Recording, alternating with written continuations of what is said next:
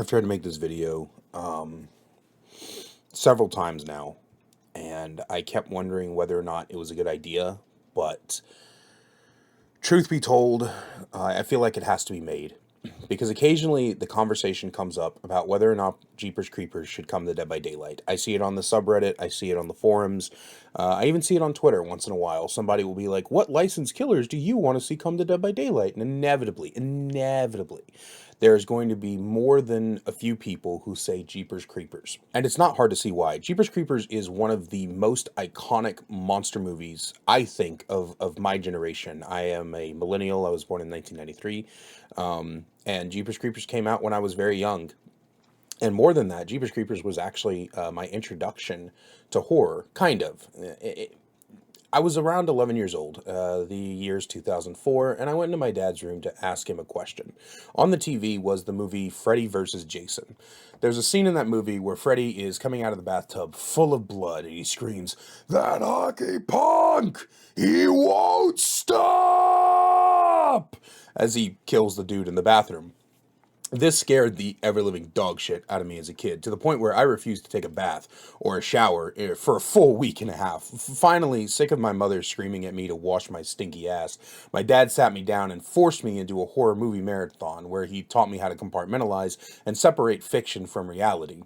Horror was one of my dad's favorite genres, along with kung fu movies and westerns. And the first movie he showed me was Jeepers Creepers 1, the story about a creature who comes back every 23 years. For 23 days, he gets to eat. Eats what? Eats us. It was a fantastic movie, and for a long time, it was a staple in my dad and I's movie marathons we had together. He passed away of leukemia back in early 2019, and one of my biggest regrets is that I never started playing Dead by Daylight back in then. My dad wasn't a gamer, but I think he would have loved watching me play it, and it would have been so cool to him to see horror icons like Myers and Freddy in the game. In a lot of ways, many of my attachments to this game have had to do with my attachment to horror and the relationship it has with my dad. In a way, I pine heavily for Jeepers Creepers to come to Dead by Daylight because of my connection to the movie, horror, and my dad all in one. To play the first horror movie villain I ever watched and bonded with my dad over seems to be something that I would love.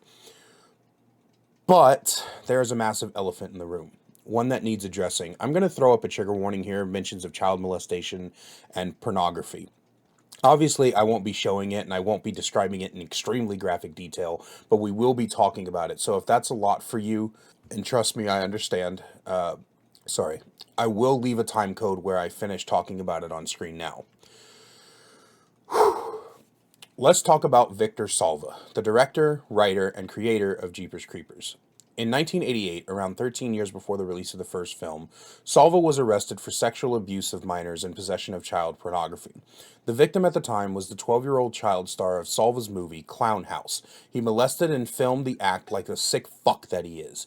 Arrested and charged in 88, he has since shown no remorse for the act. He ended up only serving around 15 months of a 3-year sentence. Despite these charges being very public and very known, he was still given the option to write and direct Jeepers Creepers 1 and 2. When the option for a third movie came around, many critics were off-put by Salva's inclusion of molestation into the film. Now, it's not a surprise to most people that the Creeper himself is one sick dude.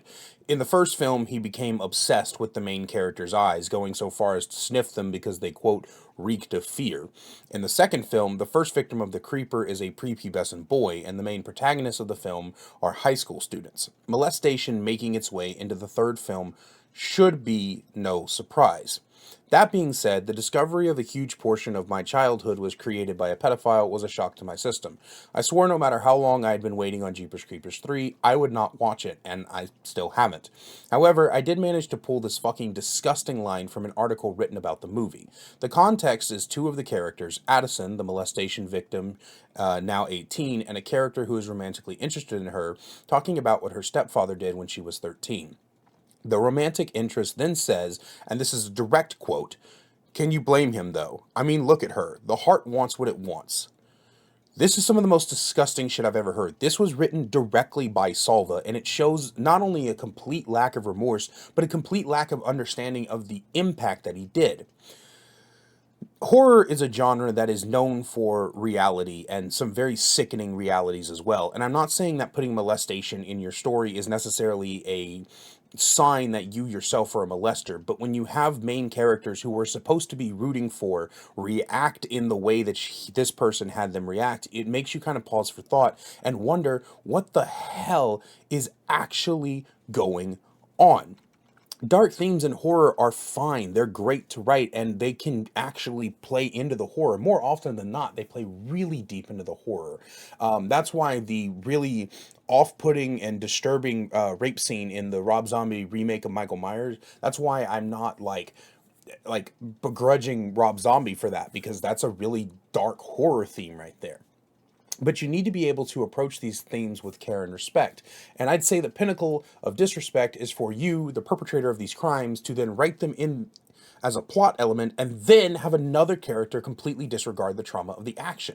They say write what you know, but surely you would have a lot more brain cells than that. Sorry, I've been trying to record this part for a while. I just want to let you guys know, what I'm about to tell you is extremely personal, but I feel like it's important to the conversation because I try to be open and honest with you guys, and that's one of the reasons this video has been so hard for me to make. It's been sitting in my drafts for a week. I've re-recorded it several times. I'm sorry. Okay, I'll just get to the point. The main thing you guys need to know is not only my connection to Jeepers Creepers and my dad and horror. The other thing you need to know is that I have been a victim of child molestation myself at 7, 9, and 16. The first two times were friends of the family. Well, the first time was my cousin. The second time was a friend of the family, and the third time was a overage girl that went to my high school. I was also a victim of grooming. The guy didn't get very far. My mom recognized what was happening, but when I was 14, an older man in our neighborhood was grooming me, and I didn't notice it. I didn't even really notice he was grooming me until like 2 years ago when I was thinking about it, because I was like, huh, I remember that guy. And then yeah, and so this story hits extremely hard for me because I know what it was like. I know what that child went through. And so for a lot of this, I wondered, is it worth it to have this horror icon that I love so much, that connects me to my childhood and my memories in what is arguably one of my favorite games. I talk a lot of shit on Dead by Daylight, but I love it. And I've heard a lot of people say that, oh, go ahead and go ahead and do it anyway, like he's just the director. But he's not just the director, he's the writer, he's the creator, and I'm almost certain he owns royalty rights to the franchise, even if it's a small portion. Getting the license for the creeper would put money in his pocket, money he doesn't deserve. But even if he had no royalty claims, let's not forget the studios gave him money to make this. They greenlit this shit. Whoever holds the license is a sick fuck who is willing to let Salva do what he wants. This man should not be allowed around any children at all, much less children in a vulnerable position to him. And when you are the writer and director, you have a lot of power over your staff. I've heard many people say behavior wouldn't do it because of the backlash, but I choose to believe that behavior wouldn't do it because they have morals, that they know about the sick fuck and they will never do it because of that. Say what you want about the NFT pinhead fiasco, but at the very least, I think we can all agree that behavior wouldn't dare deal with pedophiles and pedophile sympathizers. The Creeper could be great. He'd probably be the first flying killer, and to be honest, it would be more likely to be the most fun we've had in a long time. But it just isn't a good idea, and that breaks my heart. I'll never get to experience seeing my childhood favorite killer in one of my favorite games and feel the connection that I wanted to feel. But the offshoot of that is supporting one of the most awful human beings to exist, and I simply can't back that. At the end of the day, Jeepers Creepers is a forever gone opportunity, ruined before it even had the chance to thrive in a game that didn't exist yet. As a final aside, I have left a link in the description to the Joyful Heart Foundation, a charity dedicated to the healing of sexual assault, domestic violence, and child molestation victims. They help so many people, and you can as well. Joyful Heart did not reach out to me. I didn't do this video as some sort of campaign. This started as a normal video, but after writing it, I had to find something, a good cause to donate to. I myself have placed a $50 donation as of writing this, and even if it's $1 or spreading the word for victims, give something today if you can. I love you all, and I'll see you in the next one.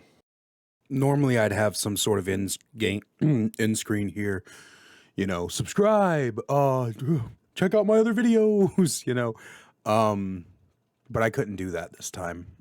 You'll probably notice, hopefully, if YouTube doesn't fuck me, that there are no ads on this video. I am not monetizing this video. If you see ads, that was not done by me. I just want to apologize for the indirect way that I delivered the messages in this video.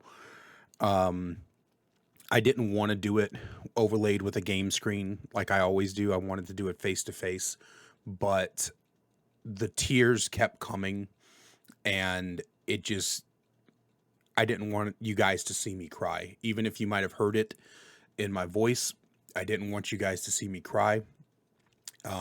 It just wasn't, I wasn't ready to put myself out there like that. And it took a lot of strength to say it from behind the screen, behind the gameplay, the no face. It took a lot of strength to do that.